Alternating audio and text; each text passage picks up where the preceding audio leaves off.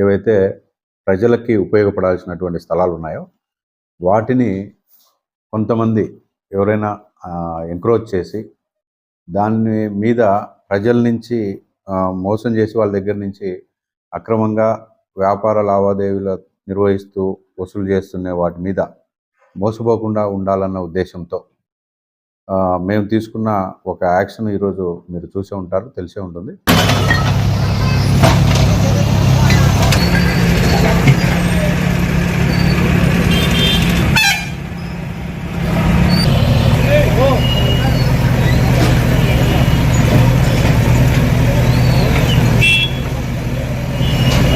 So పెద్దమ్మ గుడి దగ్గర, అంటే ఇప్పుడు నడుస్తున్న కూరగాయల మార్కెట్ పక్కన పెద్దమ్మ గుడి దగ్గర గత 14 సంవత్సరాల ముందు నిర్మించి ఉన్నారని చెప్తున్నటువంటి గుడి దగ్గర కొన్ని రూములు కూడా పెట్టుకొని అక్కడ వ్యాపార లావాదేవీలు నిర్వహించుకుంటూ అది చాలా బలవంతంగా వసూలు చేస్తున్నారని వచ్చిన కంప్లైంట్స్ కావచ్చు, అక్కడ అక్రమంగా ప్రైవేట్ వ్యక్తులు వసూలు చేస్తున్నారని వచ్చిన కంప్లైంట్స్ కావచ్చు, ఆర్టీ యాక్ట్ వల్ల వచ్చిన ఫిర్యాదు కావచ్చు, ఇట్లా రకరకాలుగా వచ్చిన ఫిర్యాదులన్నీ బేస్ చేసుకొని గత కమిషనర్ గారు ఎంక్రోచ్మెంట్ నోటీస్ ఇచ్చున్నారు.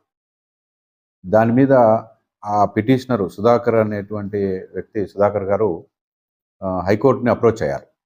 హైకోర్టు రిట్ పిటిషన్ నెంబర్ 20279/2024 ఈ హైకోర్టు రిట్ పిటిషన్ గౌరవ హైకోర్టు డిస్పోజ్ చేస్తూ పిటిషనర్కి 2 వారాల లోపల దానికి సంబంధించి ఎంక్రోచ్మెంట్ నోటీస్కి సంబంధించి మీ దగ్గర ఉన్న పూర్తి ఎవిడెన్సెస్ కమిషనర్ దగ్గర సబ్మిట్ చేయండి అని చెప్తూ అతనిచ్చిన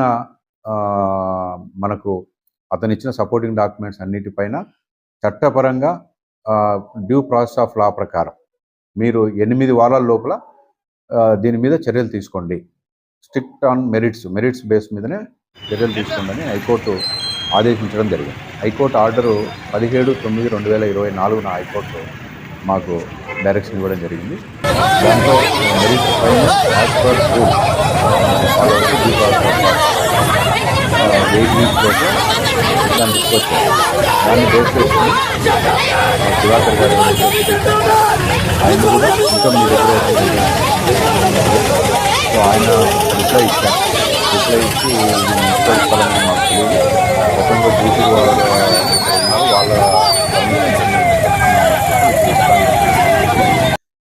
రైట్స్ ఇవ్వడం జరిగింది. ఎటువంటి ఆ స్థలానికి సంబంధించిన అతని హక్కుదారు పత్రాలు ఏమీ మనకు ఇవ్వలేదు. అలాగే హైకోర్టు డైరెక్షన్స్లో కూడా ఆ రిమైనింగ్ అక్కడ చుట్టూ ఉన్నటువంటి పబ్లిక్ నుంచి కూడా ఫీడ్బ్యాక్ తీసుకొని ఇంక్లూడింగ్ ద పిటిషనర్ తీసుకొని డిస్పోజ్ చేయమని మాకు ఆర్డర్లో ఉంది. దానికోసం చుట్టుపక్కల ఉన్నటువంటి ఇక్కడ వ్యాపారాలు చేస్తున్న వాళ్ళు కావచ్చు, హై స్కూల్ హెచ్ఎం కావచ్చు, లేదా జూటూరు అంటే ఇప్పుడున్న ఇస్కాన్ వాళ్ళు కావచ్చు, వాళ్ళందరి దగ్గర వీళ్ళు ఎంక్వైరీ చేసి, అలాగే ఆ షాపుల నుంచి కూడా కొంతమంది బాధితులు కూడా కొంతమంది వచ్చి మా దగ్గర ఫిర్యాదు చేశారు.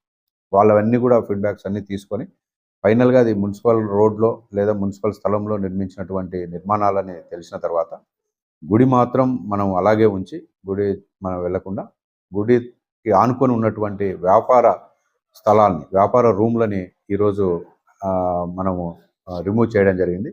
దీంట్లో రకరకాలుగా సోషల్ మీడియాలో కానీ ఇంకో విధంగా కానీ వస్తున్నాయి కాబట్టి వాటన్నిటి మీద ప్రజలకి మీ ద్వారా మేమేం చేశాము అనేది తెలియజెప్పడం కోసమే ఈ ప్రెస్ మీట్ ద్వారా ప్రజలందరికీ, ప్రొద్దుటూరు పట్టణ ప్రజలందరికీ కూడా తెలియజేస్తున్నాను. Thank you. పబ్లిక్కి ఉపయోగపడాల్సినటువంటి స్థలాలు, అంటే సామూహిక అవసరాల కోసం ఉపయోగపడేటువంటి స్థలాలు అన్యాక్రాంతం అవడమే కాకుండా దాని నుంచి వ్యాపార లావాదేవీలు నిర్వహించుకుంటూ లబ్ధి పొందుతూ అమాయక ప్రజల్ని కూడా మోసం చేస్తున్నారు. ఇప్పుడు మనకు తెలిసింది, అది నాకు అఫిషియల్గా తెలిసింది, అక్కడ చెప్పింది ఒక్కొక్క వ్యాపారి దగ్గర ఎక్కువ మొత్తంలో వసూలు చేస్తున్నారని చెప్పారు.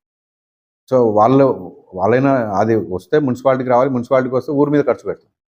సో వాళ్ళు అక్కడ చేసిన వ్యాపారాలు మోసపోకూడదు, రావాల్సిన రెవెన్యూ మున్సిపాలిటీకి రావడం లేదన్న ఉద్దేశము. ప్లస్ ఇది మా సొంతంగా మేము ఇనిషియేట్ చేసింది కాదు. పిటిషనరే కోర్టుకు వెళ్ళారు. గౌరవ హైకోర్టు ఇచ్చిన డైరెక్షన్ మేరకే మేము నిర్ణయం తీసుకున్నాం. గత కౌన్సిల్లో కూడా చెప్పాను నేను, అది మేము సర్వే చేసిన దాని మేరకు అక్కడ ఉన్నటువంటి బిల్డింగ్ ఓనర్స్ వాళ్ళు యాక్సెప్ట్ చేయాలి. అంటే మాకు తెలియకుండా మీరు సర్వే చేసుకున్నారని, మా సమక్షంలో కూడా మీరు సర్వే చేయాలని చెప్పారు. దాన్ని బేస్ చేసుకొని మళ్ళీ వాళ్ళని 4వ తేదీ, ఈ నెల 4వ తేదీ వాళ్ళ సమక్షంలో సర్వే చేశాం. సర్వే చేసినప్పుడు ఈసారి చాలా స్ట్రిక్ట్గా మళ్ళా కాంట్రవర్సీ రాకూడదని సర్వే చేశాం. ఆ సర్వే ఇంకా దాన్ని ఫీల్డ్ సర్వే అయిపోయింది. దాన్ని ఆన్లైన్లో ఎఫ్ఎంబిలో కూర్చోబెట్టి ఎంక్రోచ్మెంట్ ఉంటే ఎంత ఉంది అనేది ఫైనల్ చేసి, ఫోటోల్ ఎంక్రోచ్మెంట్ ఉంటే సేమ్ ప్రొసీజర్ ఏదైతే ఫాలో అవుతామో అదే ప్రొసీజర్లోనే చర్యలు తీసుకుంటాం. ఎస్ విషయం ఏంటంటే సచివాలయ సిబ్బంది లోకల్లో ఉన్నారు. అంత బిల్డింగ్ సచివాలయ సిబ్బంది చూస్తూ ఉంటారు, కట్టే రోజు చూస్తారు. వాళ్ళకి విషయం తెలియజేసినప్పుడు సార్ వాళ్ళకి చెప్పినారు సార్, రాత్రి టైంలో స్లాబ్ వేస్తున్నారు సార్, ఎందుకు ఆపలేకపోతున్నారు అంటే కింది స్థాయి సిబ్బంది నిర్లక్ష్యం వల్లే కదా సార్. రైట్, అది నేను పొద్దున వీడియో కూడా చూశాను మీరు పెట్టినది. దాంట్లో కింద ఫుటింగ్స్ లేవనేది నాకు చెప్తున్నది వాటిది. నేను కూడా ఫీల్డ్కి వెళ్ళి చూస్తాను. అంటే కాలువ మీద ఫుటింగ్స్ లేవు, పైన రూఫే ఒక 3 అడుగులు వచ్చిందని చెప్తున్నారు. కింద కాలువ ఎంక్రోచ్మెంట్స్ ఏం లేవని చెప్తున్నారు. బట్ ఎనీహౌ నేను వెళ్ళి చూస్తాను, నిజంగా అట్లా ఉంటే యాక్షన్ తీసుకుంటాం.